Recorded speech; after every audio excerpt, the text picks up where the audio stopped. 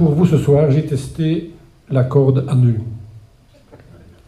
Parce qu'il y a des cordes lisses, mais il y a aussi des cordes à nœud. Quand on dit corde à nœud, il y a plusieurs nœuds. Mais c'est vrai qu'il existe aussi au moins une corde lisse avec un seul nœud.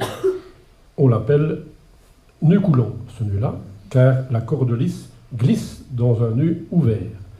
En fait, c'est le lasso.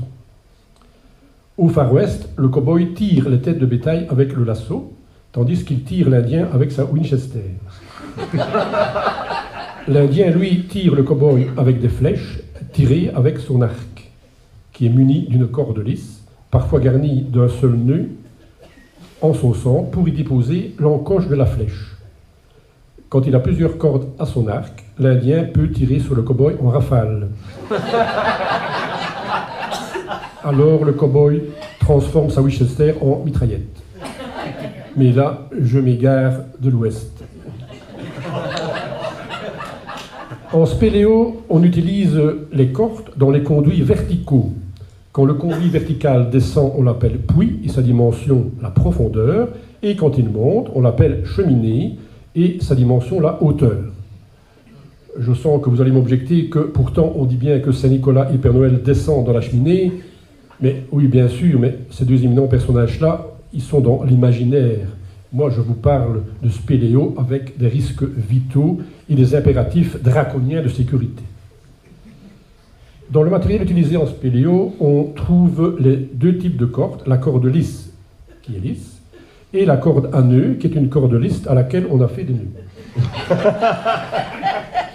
On trouve ces cordes dans les bons commerces de matériel de sport.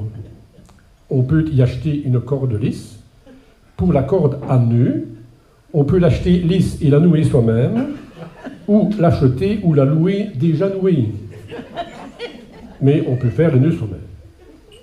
Attention, pour déterminer les longueurs nécessaires. La longueur nécessaire de la corde lisse sera, bien sûr, au minimum la hauteur de la cheminée ou la profondeur du puits. Même chose pour la corde à nœud avec les nœuds fournis. Mais pour la corde lisse où vous faites les nœuds vous-même, il faudra tenir compte de la longueur de corde nécessaire à la fabrication des nœuds. Il faut utiliser la bonne formule pour calculer la longueur de corde achetée lisse à nouer. Et pour cela, il va falloir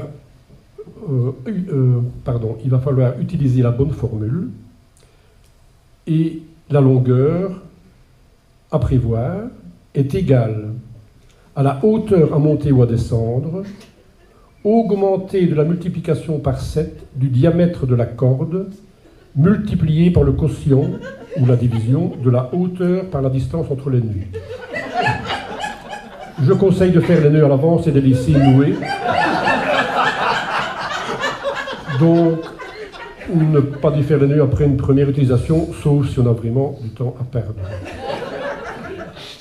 On pourra noter aussi que si la corde compte 10 nœuds, on peut s'en servir comme dizainier pour la prière du chapelet, mais cela ne convient pas pour un exercice de piété discret et ce n'est plus guère pratiqué.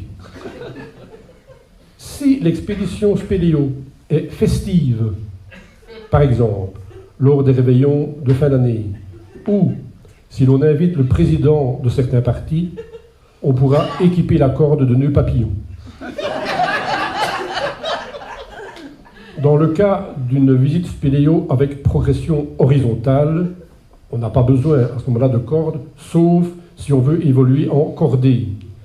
Et dans ce cas, la longueur de la corde sera égale au nombre de participants multiplié par la longueur de l'écart entre eux. Et cet écart sera fonction de la promiscuité que l'on voudra imposer à cette queue. À l'issue du test, je préconise donc la corde lisse pour la descente et la corde à nœud pour la remontée.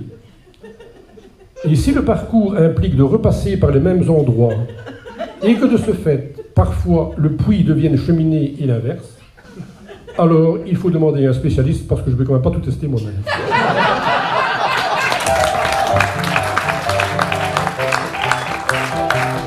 J'ai testé une Pierre de jardin.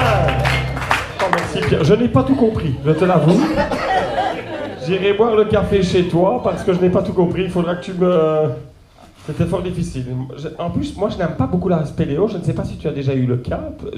Tu as fait de la spéléo, tu connais si bien les termes. Horizontal. Horizontal. Je m'arrête là, j'ai tout compris.